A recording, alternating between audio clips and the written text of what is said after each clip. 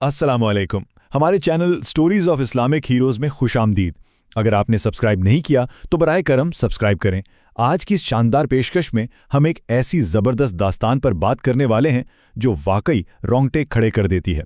बिल्कुल, ज़रा तसव्वुर करें, एक अकेला इंसान सिर्फ अपनी अक्ल, मंतिक और पुख्ता ईमान के बलबूते पर उस वक्त की सबसे बड़ी और जालिम तरीन सल्तनत के सामने डट जाता है। ये कहानी है हज़रत इब्राहीम अलैहिस्सलाम की आजमाइशों और उनकी अजीम कामयाबियों की। दूसरा मेज़बान। और भाई, इस कहानी का आगाज़ एक बहुत ही दिलचस्प और गहरे सवाल से होता है। ज़रा सोचें, इन चीज़ों के सामने क्यों झुका जाए, उनकी इबादत क्यों की जाए जो ना तो आपको कोई फ़ायदा पहुंचा सकती हैं और ना ही कोई नुकसान। जी हाँ, और यही वो ताकतवर सवाल था जिसने बाबिल के लोगों को अंदर तक हिला दिया। खास तौर पर हज़रत इब्राहीम अलैहिस्सलाम के अपने वालिद, जो खुद अपने हाथों से पत्थर और लकड़ी तराश कर बुत बनाते थे। ये कितनी गैर मंतकी बात थी कि आप खुद एक चीज़ बनाएं और फिर उसी के सामने सजदे में गिर जाएं। पहला मेज़बान, अगर हम इन वाक़यात को तरतीब से देखें तो बड़ी तेज़ी से हालात बदलते नजर आते हैं। बाबिल में हर तरफ अंधी अकीदत और बुत परस्ती थी। हज़रत इब्राहीम अलैहिस्सलाम ने सबसे पहले सवाल उठाए। उन्होंने सूरज, चांद और सितारों की तरफ देखकर लोगों की अकल को झंझोड़ा कि जो चीज़ खुद डूब जाए वो भला खुदा कैसे हो सकती है। और फिर आया वो कमाल का जर्रतमंदाना कदम, जब उन्होंने अमली तौर पर उन बुतों को तोड़कर रख दिया ताकि लोग खुद अपनी आंखों से अपने नाम नेहाद खुदाओं की बेबसी देख सकें। बस फिर क्या था, इस एक वाक़े ने वक्त के सबसे बड़े मुतकब्बिर बादशाह निमरूद के गुस्से को आग लगा दी और यहीं से शुरू हुई तारीख की सबसे कड़ी आजमाइश। पहला मेज़बान, अब यहाँ ज़रा रुकिए और इस हिंसे पर गौर करें। 1700, ये कोई आम बात नहीं है।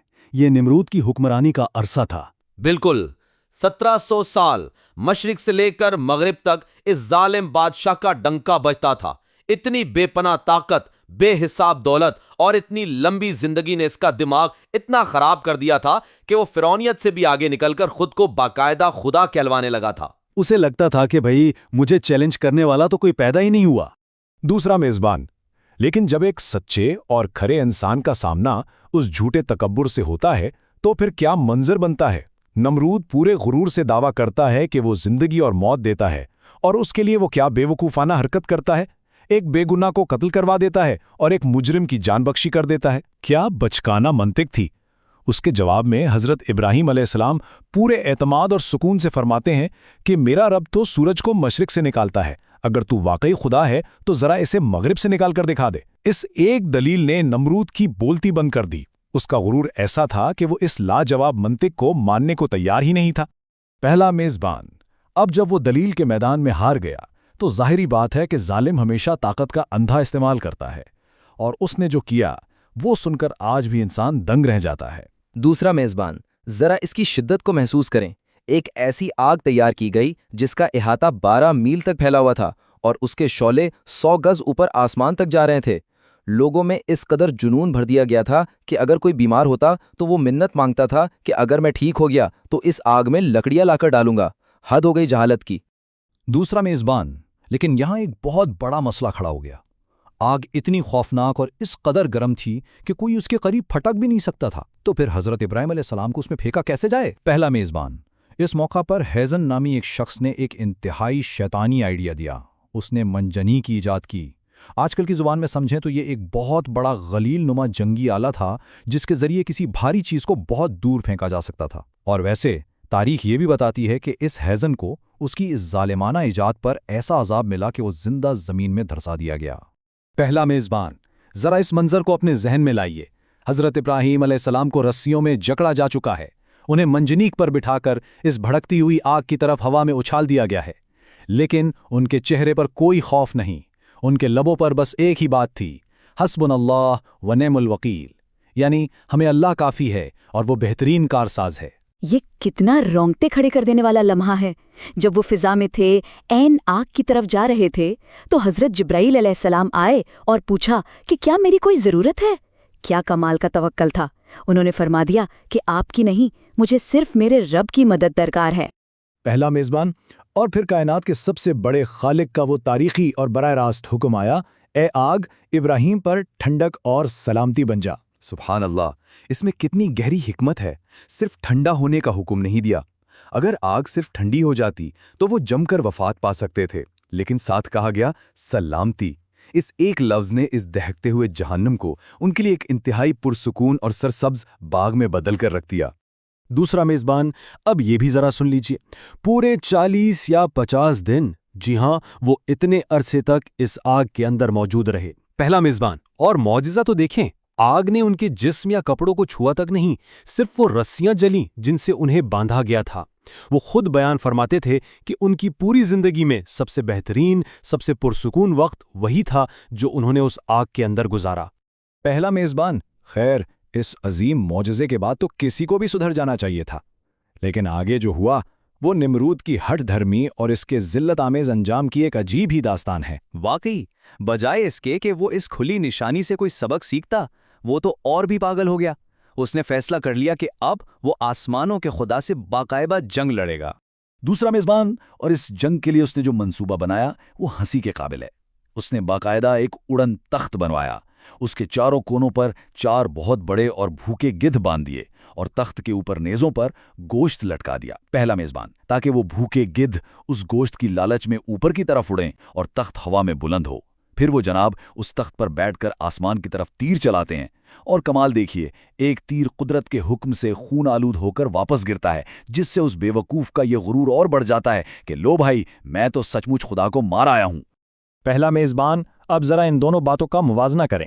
एक तरफ वो जालिम इंसान जो दावा करता है कि उसने 1700 साल दुनिया पर हुकूमत की है, और दूसरी तरफ अल्लाह की तरफ से उसकी मौत का सबब बनने वाली चीज़ जो कि महज एक छोटा सा मामूली सा कीड़ा या मच्छर था। दूसरा मेज़बान, बिल्कुल वो नन्हा सा कीड़ा उड़ता हुआ आया और उस मुतकब्बर की नाक के रास्ते सीधा उसके दिमाग में जा घुसा। इसने उस नाम नेहाद खुदा को पूरे 400 साल तक ऐसी अजियत दी कि वो जलील होकर मर गया। उसे तभी थोड़ा सुकून मिलता था जब उसके सर पर जूतों की बारिश की जाती थी। इंसानी तकब्बुर के खाक में मिलने की उससे बड़ी मिसाल क्या हो सकती है? तो दोस्तों, ये तो थी वो तारीखी दास्तान जिसने हमें हैरान कर दिया।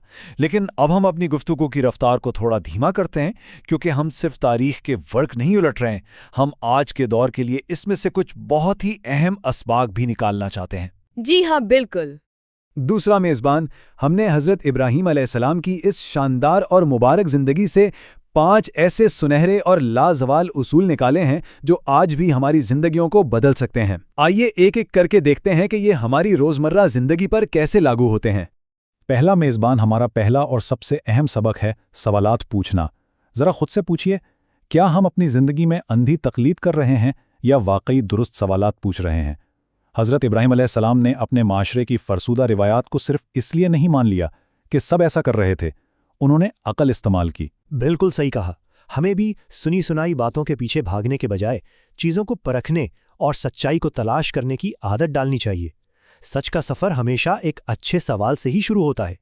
दूसरा मेज़बान, आगे बढ़ते हैं दूसरे सबक की तरफ जो बहुत ही खूबसूरत है।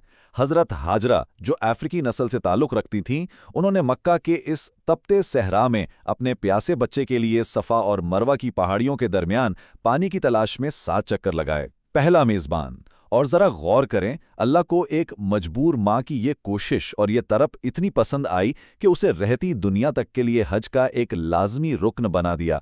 ये अमल चीख चीख कर वटाता है कि इस्लाम में रंग, नस्ल या कबीले की बुनियाद पर तफरीक की बिल्कुल कोई गुंजाइश नहीं है। हमारी बुनियादें मसालात पर खड़ी हैं।